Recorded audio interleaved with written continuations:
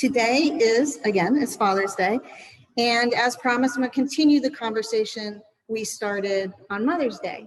So on Mother's Day, we talked about the divine feminine and that half of our nature, or part of our nature, and that it's the yin and the yang with the divine masculine. So the divine masculine is that universal fatherhood energy. And again, it's in each of us. So you don't have to be a dude to just have the masculine. You don't have to be female to just have the feminine. You have both all the time. Some characteristics, first, of the divine masculine is that it's action-based, likes to do, like your young friend you just talked about. It's very, very doing. It's the archetype, not the gender specific. So we're talking about the archetype here, the structure of logic, take charge, emotional strength. It's connected to that warrior type energy. And it likes to, in its healthiest form, be like John Lewis and get into good trouble. So it holds up the good fight in that action, and in a confidence, and in spreading that goodness that we all know as the good masculine, the divine masculine. Father's Day in the United States, I'm just going to talk about the United States. I didn't look up any other countries. But in the United States, in June 19th, 1910, it was first celebrated in Washington State. It was the first real statewide Father's Day. And a lady named Sonia Smart Dodd petitioned everybody she could find in Washington State to make this day happen. The churches, the YMCAs, the politicians, everybody she could get a hold of. She was one of 6 children that was raised by a widower. So she's like, we need to recognize him and everybody like him. And we need to have a Father's Day, just like we're recognizing mothers on Mother's Day. It didn't catch on right away in the rest of the United States. There was kind of a backlash because of the masculinity type of the John Wayne, I'm a dude, doesn't need to be honored, pampered, treated like a woman does on Mother's Day. There was that kind of sentiment out in the community. But it slowly grew.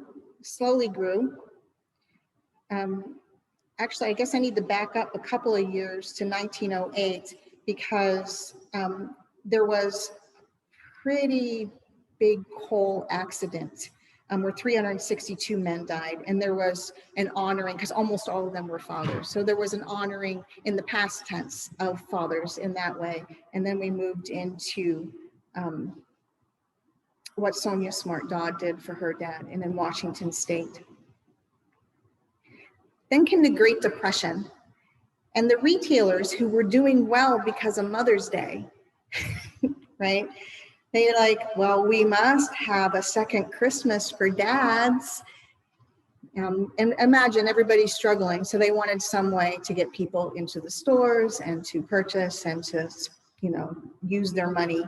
So during the Great Depression, our retailers or people that sold goods were ones that really forwarded the idea of Father's Day. And then after World War II, it was advertisers again that promoted that day as a way to honor the troops that were coming home, and a way to honor men that way.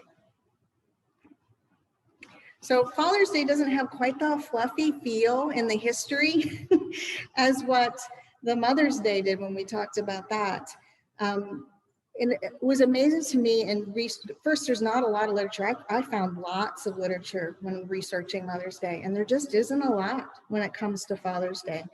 And the only thing I kept coming back to, and the thing that was said over and over, was this idea of masculinity and the masculine being somehow slighted because of a day like this, that they weren't women. So that back and forth in our culture on whether to honor the men is, for me, it was interesting to find. The whole idea the masculine doesn't need anything from anyone. You're gonna just do it and pull yourself up by your bootstraps and have this tough exterior. And yet, that's not what the divine masculine is about at all.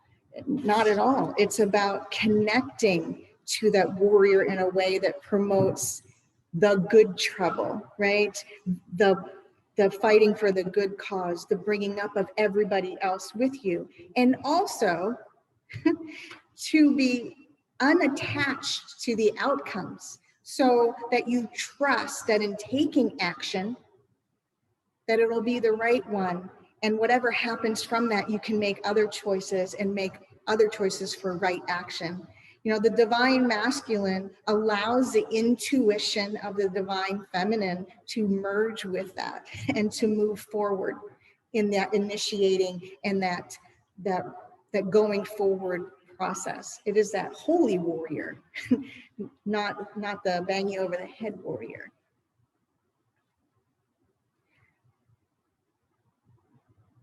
When exploring your own self in the divine masculine, some affirmations you can try are, I see things clearly and objectively. I'm willing to take in the whole picture. I am confident that I have the intuition and the wisdom to move forward. I know when it is time to take action.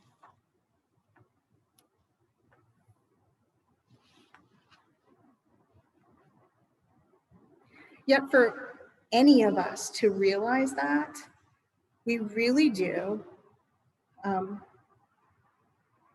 need to have a beautiful balance with our divine feminine.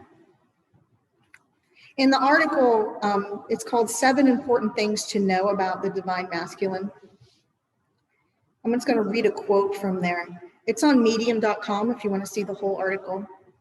It says, without a doubt, the divine masculine is vulnerable as he is insecure. A strong divine masculine energy knows how to handle insecurities and turn it into a strength by identifying the triggers and evolving above that insecurity. That being said, the divine masculine needs support from his divine feminine to stand by his side and to give emotional and physical support. And remember that this applies both within ourselves and without ourselves, on the outside of ourselves, such as in a relationship.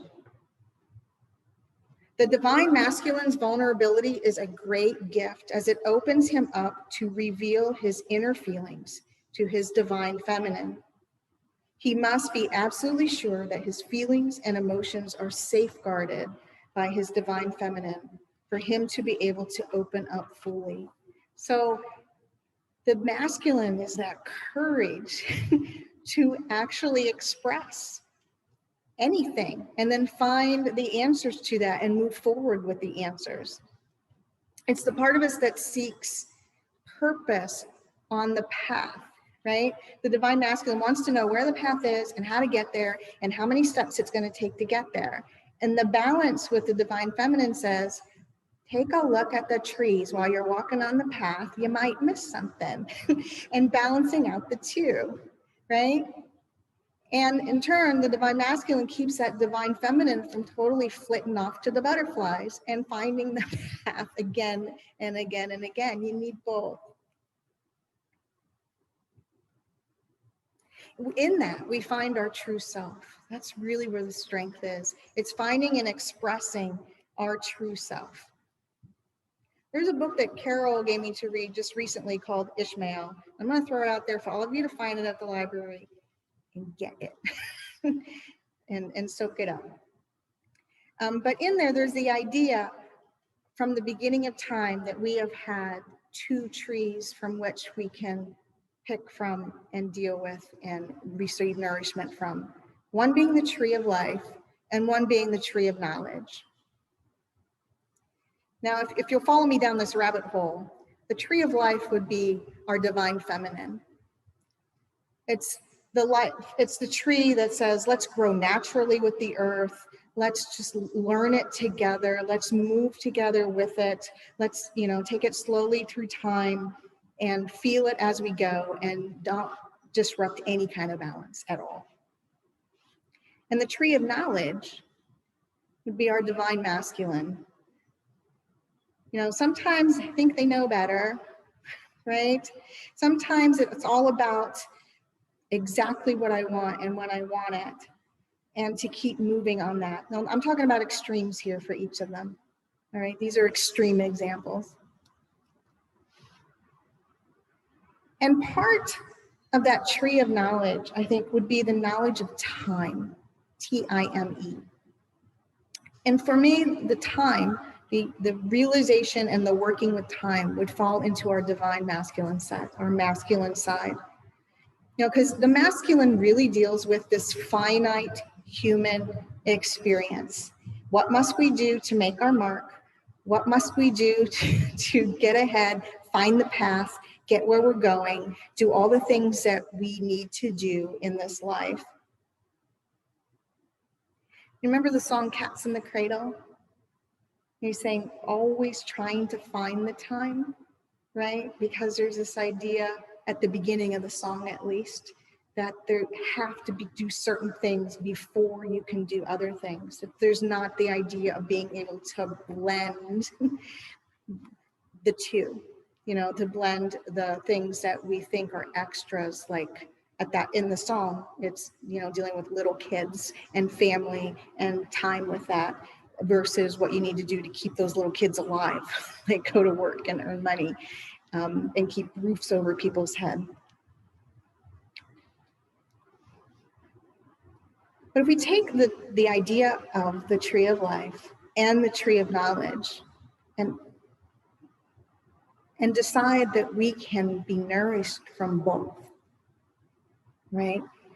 And we can start to see clearly and objectively, yes, there are things on this human existence that we'd like to experience, to do. Yes, there are things we have to do in order to keep ourselves and our family alive.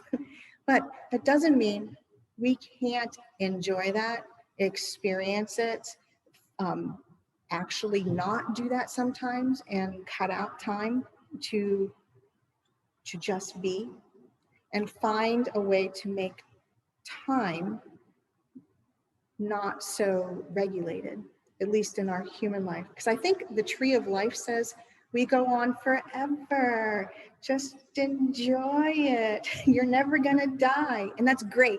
And yet we are having a human experience, right? But we don't want to take that too far either. We don't want to just say, just do this and just get ahead and just make the next piece of technology. No, there's time to merge the two. Sometimes that technology does really cool things like bring clean drinking water to a community.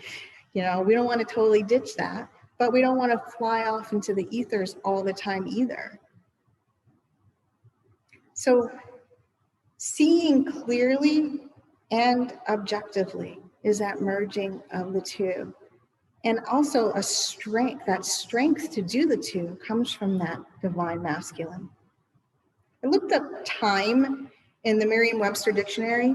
There are a lot of definitions for time. Who knew? But number 10 definition says finite as contracted with infinite duration. Finite as contrasted with infinite duration. And isn't that the balance of the two? Taking our finite, right?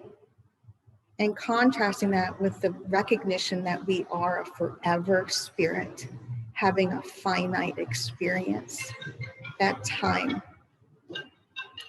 So to be ourself in integrity, knowing this existence and that finite experience, but continue to grow with Earth and the universe, that's the balance of the two. That's the balance. I think that's good for all of us to remember. And we each have, again, we each have that balance. We each have the feminine and the masculine, and we can find that balance. So go find some peaches from the tree of life and some apples from the tree of knowledge and make yourself a fruit salad and maybe throw away the timepiece once in a while and feel what that time really is for each of you. Thank you.